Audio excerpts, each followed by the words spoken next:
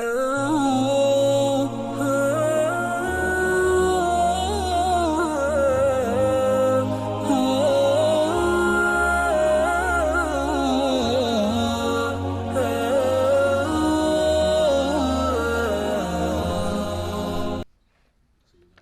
ar-Rahman ar-Rahim. Nahmadu wa nasalli ala Rasulil Kareem. Assalamu alaikum wa rahmatullahi wa barakatuh. Alhamdulillah, we praise Allah subhanahu wa ta'ala, ask Him send peace and blessing on His beloved and our beloved Sayyidina Muhammad sallallahu alayhi wa sallam. Salatul Witr is sunnah, not wajib. So Imam Malik, that's a title that is in this chapter. Imam Malik narrated from Yahya bin Sa'id, from Muhammad ibn Yahya, and who narrated from Ibn Muhayriz, that a man from Bani Kinana called Mukhdaji, he heard a man from Sham who was called Abu Muhammad. He said that witr is wajib. Mukhdaji said, then I went to Ubadah bin Samit, companion of the Prophet sallallahu alaihi wasallam, and and he went to him, and he went to the masjid and informed him what this Abu Muhammad said. And Ubadah bin Samit said, this Abu Muhammad has lied. I heard Rasulullah sallallahu alaihi wasallam saying, 5 salats, khamsu salawatin katabahun Allah ala ibad. Allah has prescribed 5 prayers on His slaves. Whoever comes with them, not wasting them anything from it, meaning doesn't miss them or takes them lightly, like fulfills the right of salat, istighfam bihaqqihinna, meaning that he completely does the 5 fard salats, then he has a agreement with Allah subhanahu wa ta'ala that he will enter into Jannah. If you do the 5 times salat and you don't take them lightly, you take them seriously, and you fulfill the right of this salat, you do it on time and so forth, then the agreement with you for that 5 times salat and nothing else is that just for the 5 times salat, there's no 6th or 7th salat, then for those 5 salat alone is, and Ubadah bin Samit radiallahu anhu is refuting someone who's saying the witr is wajib, that there's a 6th salat that is compulsory. And so he said that Allah will enter him into Jannah, and even if he does not come with anything else, and if he doesn't come with these, then there is no agreement from Allah subhanahu wa ta'ala. He may punish this person, or He may enter him to Jannah. He may forgive him, right, for something else. But this agreement is not in place. This protection is not there. Imam Malik narrated that it's reached that a man asked Abdullah bin Umar about witr. Is it wajib? Abdullah bin Umar radiallahu anhu said, Rasulullah sallallahu alaihi wasallam did witr. And the Muslims did witr, referring to Sahaba radiallahu anhu, the previous generation. Muslims always did witr. So then he said that the man kept on asking that is it wajib? Is it something that you have to do? Is it necessary to do? And he kept on, Abdullah bin Umar radiallahu anhu kept on repeating that Rasulullah sallallahu alaihi wasallam did it and the Muslims did it. Right? So Shah Waliullah says that the madhab of the school of the ulama, the view of the ulama, is that witr is sunnah, except for Imam Abu Hanifa rahimahullah, specifically that he said is wajib. According to him, the most authentic view is that it's not fard like the 5 times salat. It's a category less than that, which is, it's not obligatory, but it's necessary. And if you miss it, you have to make up for it, as we'll learn in a moment. The permissibility of witr on a ride, like on an animal, when you're traveling. Imam Malik narrated for Abu Bakr bin Amr, some says Abu Bakr bin Umar, and from Sa'id ibn Yasar, that said, I was with Abdullah bin Umar on the way to Mecca, and Sa'id said, when we feared the morning, I got down from the ride and I made my witr. And then Abdullah bin Umar said to me, where were you? And I told him, I feared that it's Fajr time at start, and I got down and prayed my witr. And he said, Abdullah, alayhi laka fi Rasulullah uswatun hasana, don't you have a perfect example in Rasulullah? Because Abdullah bin Umar radiallahu anhu is famous for his extreme imitation of Rasulullah. Isn't there like a good enough example or perfect example for Rasulullah? He said, verily, most definitely, by Allah. And then he said that Rasulullah that he used to do his witr while riding on the animal. He was on the riding animal, like he's seated on the animal without getting down and praying. So he used to pray on the animal. So Shah Waliullah said that Imam Hanifa rahimahullah and his companions say that he should not pray on his animal, but even along with his 2 companions, meaning he's referring to his 2 students, that he was that even though they say it is a sunnah, but Even though there's sunnah, because if you say it's sunnah, then of course you can pray it in a much more easier. But if it's wajib, then of course you pray it on the animal.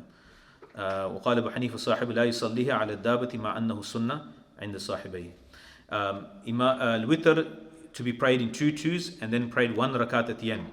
Imam Malik narrated from Nafi, who narrated from Abdullah bin Dinar, who narrated from Abdullah bin Umar, that a man asked Rasulullah sallallahu alaihi wasallam about salat of the night. So he said, salat of the night, the salat of the night is two twos. If any of you fears that Fajr time is close, right, then you should pray one rakat as witr, and then for صلى ركعة واحدة تُوتِرُ له ما قد صلى. Then this will make it witr. This will make an odd. Witr means odd. So that will make it the odd, the one rakat. قلت, Shah Waliullah says, في قول أكثرهم أقل وتر ركعة أكثر. That according to majority of scholars, that witr is minimum is one rakat, and the maximum is the majority of them say that a minimum is one rakat, the maximum is 11 rakats, or 13 rakats, and the minimum perfection, like the minimum nice way to witr, is 3 rakats, and whoever does more than this is more virtuous. Imam Hanifa Rahimahullah says that witr is only 3, you do not make more than that or less than that. The next section is that it's permissible to have a gap between the twos and the one rakat, the witr, and to join them as well. Imam Malik narrated from Nafi that Abdullah bin Umar that he used to make salam after 2 rakats, then make 1 rakat the witr, right? And in the middle of that, he used to tell people to give instruction to do something as well. So he used to pray 2, speak to somebody, tell them something, then do his 1. So it wasn't like 2 and 1 with that speak in the middle. He used to do 2, give some instruction, order somebody to do something, speak to somebody, then do the 1 rakat. Imam Malik narrated Abdullah bin Dinar that Abdullah bin Umar, he used to say, Salatul Maghrib is the witr of the salat of the day. The daytime salat is the witr. It's at the end of the day, right? قلت Shah said, upon this is Imam Shafi'i as opposed to the Hanafis. The permissibility of 1 rakat without praying the twos before it. Malik narrated from Ibn Shihab that Sa'ad bin Waqas radiallahu anhu, they used to make witr after Isha with only 1 rakat. His witr, his Isha used to be 1 rakat. The Imam Malik said that this is not amal according to us, meaning the scholars of Madinah Munawwarra. So his mazhab is the madhab. When he says according to us, meaning his school, but that's based on the amal of the people of Madinah Munawwarra. He said that the minimum witr is 3 rakats. Shah Waliullah says, if someone prays 1 rakat, only witr, then according to Imam Shafi and Imam Ahmad Hanbal, this is a valid witr. And it's not even makruh, right? It's perfectly fine, right? And it's not even permissible according to Imam Abu Hanifa Rahimahullah. Jawazul witr awwal layl wa akhiru. The permissibility of witr being prayed at the beginning of the night and the end of it. Imam Malik narrated from Yahya bin Sa'id, narrated from Sa'id Musayyib radiallahu anhu, that he said that Abu Bakr Siddiq radiallahu anhu, that he wanted to go to his bed, he made it witr. Before he went to bed, he went to sleep, and ya'ti firash, he went to bed, when he went to sleep, he used to pray his witr. Umar bin Khattab radiallahu anhu used to make witr at the end of the night, meaning before Fajr time. So tahajjud time, he used to pray witr. Sa'id al-Musayyib radiallahu anhu, the tabi'i, said, because when I come to because he's like the best like tabi'i, from the best of tabi'in, the most senior of the tabi'in, he said, as for me, when I come to my bed, I pray my witr. Like I don't take the risk of it to pray before Fajr. Imam Malik said that he's read that Aisha, the wife of Nabi sallallahu alayhi wasallam, radiallahu anha, that she used to say, whoever fears that he will sleep until the morning, meaning that into the Fajr time, then he should make his witr before he sleeps. And whoever has hope that he'll wake up for tahajjud, he's sure that he'll wake up. Some people, I had there's one brother I know, like 3 o'clock in the morning, he would just, like, without an alarm clock, just, like, he gets up, like, on the dot, every day. So some people have, like, gifts with this, and he never misses tahajjud. So he wakes up at the end of the night, then he should do his witr then. And upon this, and Shah Waliullah says, upon this are the people of knowledge. And the last section on witr, Imam Malik narrated from Abdul Karim bin Abi al-Khalid al-Basri from Sa'id bin Jubair that Abdullah bin Abbas radiallahu anhu was resting, then he woke up. He slept and then he woke up. He said to his khadim, his servant, what are the people doing? So this is the chapter on praying witr after the Fajr time has started. So he said, and that time his eyesight is gone, so he couldn't see. So he doesn't know he can't see the time, he can't see that it's Fajr time started or not. He says, check what people are saying, what's happening. And he said he went out and he came back, he said people have left for Fajr, and then he prayed his Witr and prayed his Fajr, right? So they left from Fajr, they finished their Fajr, they're going, right? So that means they prayed their Fajr, and he said that then he prayed his Witr and then he prayed his Fajr. Imam Malik narrated that reaching Abdullah bin Abbas radiallahu anhu, Ubadah bin Samit and Qasim Muhammad and Abdullah bin Amir, they used to make their Witr with their Fajr, right? And like at the time of Fajr. Imam Malik narrated that Hisham bin Urwa, that he narrated from his father, that Abdullah bin Mas'ud radiallahu anhu said, I do not care if the people do the iqamat for Salat Subh and I'm doing my Witr, right? Like my Witr is still, like they're doing iqamat, right? And that's possible. If Adhan is done, everything, the Witr is long, then, because as long as you start at the time of Fajr, before the Fajr time, it could be interpreted this way, that the Fajr time has started, but the people have already called, they started right at the earliest time. So he said, it doesn't bother me.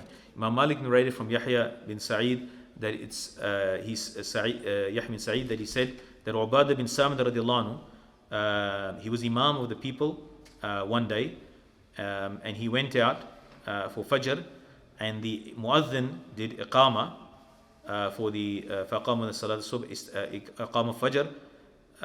Then Ubadah bin Samit silenced him to like basically stop, and he made his Witr, then he prayed Fajr with them. Imam Malik narrated from Abdurrahman bin Qasim that he said, I heard Abdullah bin Amir bin Rabi'ati saying, indeed I do Witr and I hear the Iqama after Fajr. And Abdurrahman had doubt in this. Imam Malik narrated from Abdurrahman bin Qasim that he heard his father Qasim bin Muhammad yaqul saying, I make my Witr after the Fajr time has started. Imam Malik narrated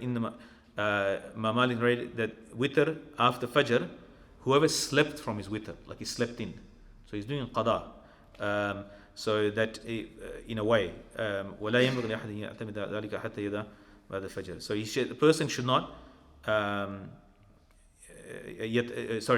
يَنبَغِي لِأَحَدٍ يَتَعَمَّدَ ذَلِكَ حَتَّى يَدَعَ. So he said that a person should not intentionally, right, do this, that leave his Fajr until leave his Witr until the Fajr time. In summary of these narrations, Shah Waliullah says, the meaning of these narrations according to Imam Shafi is that it is a sunnah. Witr is a sunnah that is muwaqqata, that is for a specific time. It is sunnah to do qada of it. This is how he understands it. If you miss the time of it. So Witr is such a salat that even if you miss it, you should do qada of the Witr. Right? So then you would do it. You'll have time before Fajr, the Fajr Iqama, or right at the start of Fajr. So because it should come in, because it's a specific time, it comes in an order. It's between Isha and Fajr. Then you have to do it before Fajr.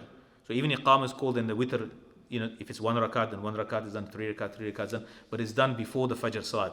Right? So Imam Shafi Rahimahullah saw this as a timely sunnah, that is to a salat to a specific time, restricted specific time. And if you miss that time, what they're doing here in all these narrations actually a qada. They're doing qada of a sunnah, and it's sunnah to do qada of a sunnah to make up for it. وَيَجِبُ رِعَايَةُ التَّرْتِيبِ بَيْنَ وَبَيْنَ الْوَقْتِيَّةِ. And then it's very important, the other time, Salat, Isha and Fajr, Shah Waliullah says that to maintain the tartib, the order between Isha and Fajr, and the Witr as well, along with it as well. Imam Malik Rahimahullah said that this time that is before Fajr, after Fajr time starting and after Fajr Salat being done in Jamaat, this time is the necessary time. Necessary time means that the act is not qada. It's actually not qada. You're allowed to leave if you need to, because you have to get it done, then it's actually not qada. It's permissible to leave it to this time out of necessity, not like intentionally like you go. But if you did it, it's not considered qada. It's actually a time for witr still. So as an example of another salat, Asr time, like leaving it right to Maghrib is not good, right before Maghrib. But your salat is not qada, but you shouldn't be praying it 10 minutes before Maghrib. But it's still Asr time. Do you understand? Like the salat has not become qada, but it's not correct to leave your Asr salat right up till Maghrib time. It's still Asr time, but that will not be correct to leave it so late. And according to some, it's haram. And according to some, that this is a time of necessity, that if you, for example, you couldn't have water, or you traveling, it's very difficult, like you're stuck in traffic, you couldn't get out to make wudu, you can't pray, then you're excused, as long as you get it done, But if you leave at that time intentionally, and you could have prayed, then now you're committing a sin because you're leaving, even though it's still an asr time. Similarly, this time is a time that maybe there's something stopped you from able to pray on time. So it's not actually a qada time, but out of necessity, if you whatever thing forced you to pray that time, it will not be a qada. And if you in Mukhtasar ibn Hajib, it mentions that the end of witr is up to the start of Fajr, so the actual end is till the start of Fajr time, and for necessity is until the start of Fajr Salat. What I just mentioned, like in short, Ibn Hajib mentioned. So this is about Witr Salat. Anyway, for most of us.